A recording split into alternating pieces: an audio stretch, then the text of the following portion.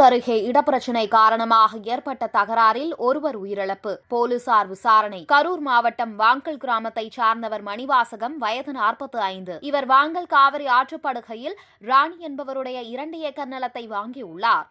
இந்த நிலத்திற்கு அருகில் வெங்கடேஷ் என்பவரது நிலம் இருந்துள்ளது. நேற்று இரவு மணிவாசகத்துக்கு சொந்தமான இடத்தை ஒட்டிய பகுதியில் வெங்கடேஷ் மணல் அள்ள முற்பட்டதாக கூறப்படுகிறது.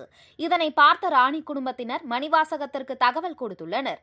மணிவாசகம் மற்றும் உறவினர் ஆனந்த் என்பவருடன் சென்று வெங்கடேஷிடம் இட எல்லை தொடர்பாக வாக்குவாதம் ஏற்பட்டுள்ளது. மேலும் நாளை காலை அளந்து கொள்ளலாம் என பேசிக் கொண்டிருந்த போது வாக்குவாதம் முற்றி அடிதடி தகராறு ஏற்பட்டுள்ளது. அப்போது வெங்கடேஷ் தரப்பினர் அரிவாளால் வெட்டியதில் மணிவாசகம், யூகேஸ்வரன், ஆனந்த் காயம் ஏற்பட்டது. மேலும் இதனை தடுக்க வந்த ராணி மற்றும் அவரது அம்மா ராசம்மாளுக்கும் அரிவாள் வெட்டு விழுந்துள்ளது. இதனைத் தொடர்ந்து வெங்கடேஷ் தரப்பினர் தப்பி ஓடிய நிலையில் தகவல் அறிந்து சம்பவ இடத்திற்கு வந்த வாங்கல் காவல் நிலைய போலீசார் அவர்களை கரூர் அரசு மருத்துவக் கல்லூரி மருத்துவமனைக்கு அனுப்பி வைத்தனர்.